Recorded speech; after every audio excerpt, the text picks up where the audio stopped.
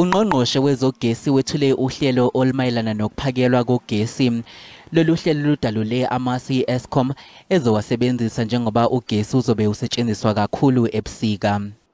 As I speak to you, the outlook looks really bleak. Of course, demand is going to increase exponentially. The units, the grid still continues to be unreliable, and that's a question that requires our attention. Kusenjalo zifinyelele osukwini lesithathu namuhla izingxoxo zokwenyuswa kwamaholo kanye nemihlomulo engcono yezisebenzi eziphakathi kwe-Eskom kanye nezinyana zezisebenzi zokusansimbi iNUM neNUMSA. We are still pursuing Eskom. We have tabled our demands. In terms of process, Eskom has replied with an offer. We are today going to motivate and substantiate the rationales behind our demands. Nakuba lezi ngxoxo zisaqhubeka kepha iEskom isivele isolwa ngokuthi ayizimisele ukuhlangabezana nezimfuno zezisebenzi.